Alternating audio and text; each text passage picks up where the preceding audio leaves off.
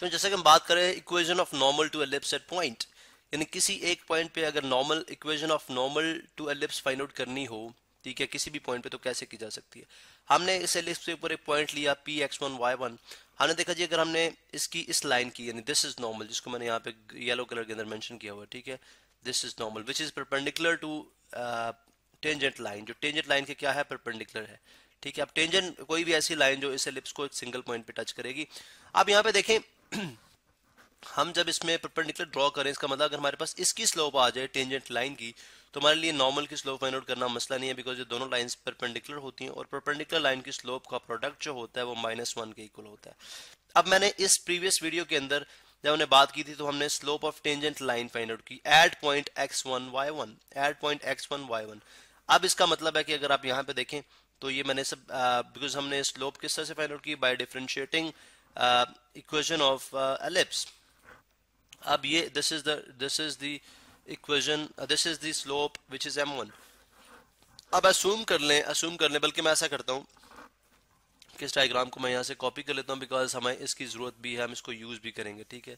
Late से चले मैं इसको यहाँ से कॉपी कर लेता हूँ, चले मैं यहाँ से इसको कॉपी कर लेता हूँ और इसको हम यहाँ पे यूटिलाइज करते हैं, यहाँ पे हम इसको यूज़ करते हैं और देखते हैं कि इसको यूज़ करते हुए हम किस तरह से m2 कैसे फाइंड आउट कर सकते हैं। अब देखें जो मेरे पास स्लोप आई है यहाँ पे, ठीक है, this slope m1, this is ये इस टेंजेंट लाइन की स्लोप है। अब हम जानते हैं कि लेट सपोज अगर नॉर्मल की स्लोप जो है वो m2 हो, अगर नॉर्मल की स्लोप m2 हो तो हम ये जानते हैं कि m1 टाइम्स m2 जो है वो इक्वल होगा -1 के। क्यों? बिकॉज दोनों की जो स्लोप है, दोनों दोनों जो लाइन है आपस में क्या है, परपेंडिकुलर है। अगर लाइन आपस में परपेंडिकुलर है इसका मतलब है m2 किसके इक्वल हो जाएगी, -1/m1, -1/m1। इसका मतलब है m2 मेरे पास किसके इक्वल आ गई, -1/, what is m1, -b² x1/a²y1 अब ये नेगेटिव नेगेटिव कैंसिल आउट हो जाएगा। अब चूंकि ये डिनोमिनेटर में है तो ये न्यूमरेटर में चले जाएगा, ये डिनोमिनेटर में जो डिनोमिनेटर है, आई मीन टू से कि ये डिनोमिनेटर में जो इसका डिनोमिनेटर है ये न्यूमरेटर में चला जाएगा।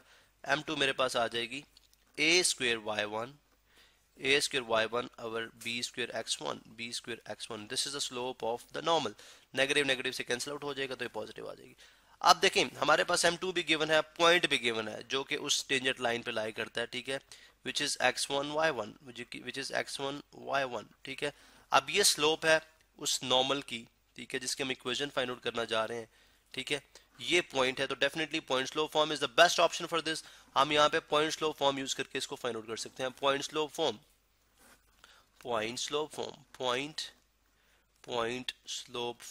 पॉइंट स्लोप फॉर्म, ठीक है।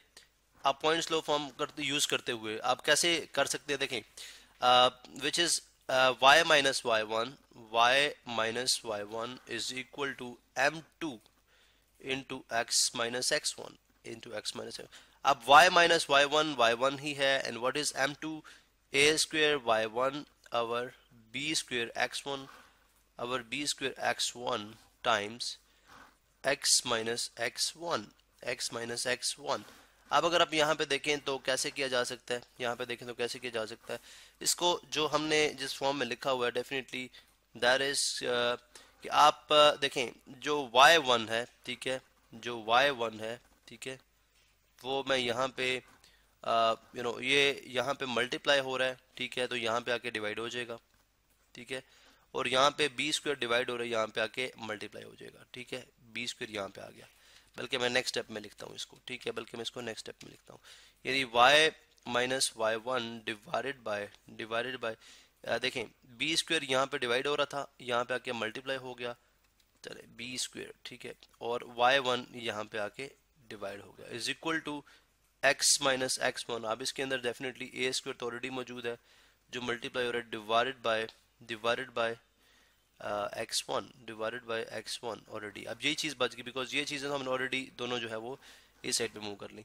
अब अगर मैं देखें तो इसको मैं इस फॉर्म में भी लिख सकता हूँ, इसको मैं अगर रीअरेंज करूँ तो बन जाएगा y-y1 divided by y1/b², because ये न्यूमरेटर में, तो अगर आप इसको डिनोमिनेटर में लेके जाना चाहते हैं तो डिनोमिनेटर के डिनोमिनेटर में जाएगा ये y1/b² is equal to x-x1 into x1/a², so this is the equation of ये रिप्रेजेंट करिए equation of normal at point x1 y1। This represents equation of normal at point x1 y1।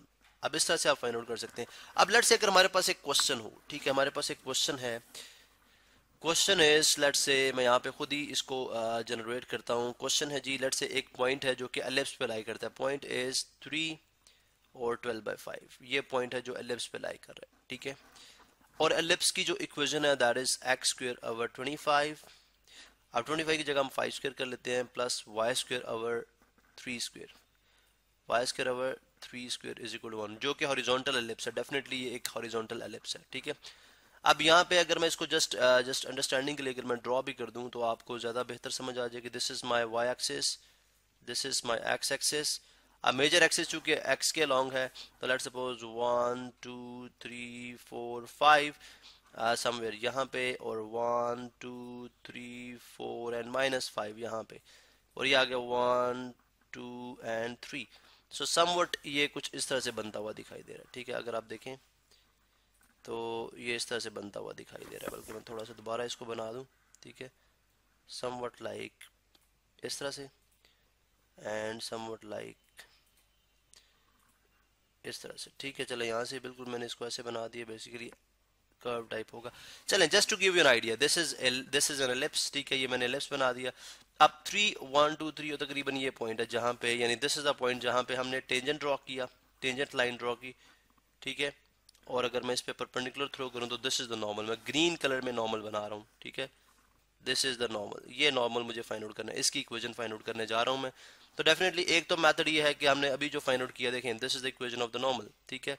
इसके अंदर हम value put कर दें, that means y minus y1।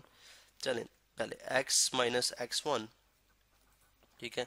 x minus x1 over x1 over a square, ठीक है, is equal to y minus y1 our y1 our b square, ठीक है। अब ये सिंपली वैल्यूज इंसर्ट करनी है, मीन के x minus what is x1, this is x1, और ये y1 है, what is a, this is a, what is b, this is b, ठीक है। तो बल्कि मैं डिफरेंट कलर में लिख लेता हूँ, this is a and this is b, ठीक है। अब ये बन जाएगा x minus x1 which is 3, x minus 3 divided by 3 over a square कितना हो जाएगा 5 स्क्वायर, 5 का square 25, 3 over 25 is equal to y minus 12/5 over 12/5 over 12/5 divided by यहाँ पे मैं डिवाइडेड का साइन ऐसे लिख रहा हूँ, 3 का स्क्वायर, b इज 3 तो 3 का स्क्वायर 9। अब इसको अगर मैं सिंप्लीफाई कर लूँ, तो मेरे पास इक्वेशन ऑफ नॉर्मल आ जाएगी एट पॉइंट 3 एंड 12/5, ठीक है। अब दैट मीन कि अगर मैं इसको सॉल्व करता हूँ तो मेरे पास इक्वेशन आती है 100x, जो कि आप खुद करेंगे, आपका होमवर्क है, या आपने इसको कंटिन्यू करना है। 45y minus 192 is equal to 0। This is the equation जो कि हमें फाइनली जो है वो रिजल्ट में मिलेगी अगर आप इसको सॉल्व करेंगे तो, ठीक है। अब देखें, this is one of the way.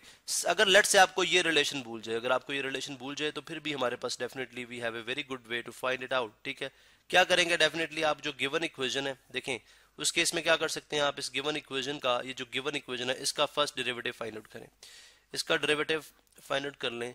जब इसका डेरिवेटिव आ जाएगा तो डेफिनेटली आप उसमें p और x1 y1 की वैल्यू इंसर्ट करेंगे, तो वो डेफिनेटली उस पर्टिकुलर पॉइंट के ऊपर इक्वेशन ऑफ क्या हो जाएगी, इक्वेशन ऑफ टेंजेंट लाइन हो जाएगी, जब इसका फर्स्ट डेरिवेटिव लेंगे तो ज़रा वो स्लोप दे देगा आपको, आप उसके ऊपर जो है वो values p x1 y1 put करेंगे तो आपके पास इक्वेशन ऑफ टेंजेंट आ जाएगी। उसको आप स्लोप इंटरसेप्ट फॉर्म में, यानी y is equal to mx plus c form में ले जाएं, y is equal to mx plus c, वहां से डेफिनेटली आपके पास m आ जाएगा, अब इस m को -1 ओवर m कर देंगे तो ज़ाहिर स्लोप ऑफ नॉर्मल आ जाएगी, पॉइंट आपके पास ऑलरेडी मौजूद है, तो आप पॉइंट स्लोप फॉर्म यूज करते हुए आप जो है उस तरह से भी आप इक्वेशन ऑफ, यानी x y minus y1 is equal to m into x minus x1 जो है फाइंड आउट कर सकते हैं। m डेफिनेटली कैसे आएगा, स्लोप ऑफ टेंजेंट होगी तो स्लोप ऑफ नॉर्मल वहां से आ जाएगी, और पॉइंट ऑलरेडी आपके पास गिवन है, this is the other way. आप जो है अगर इसी को इनको भूल भी जाएं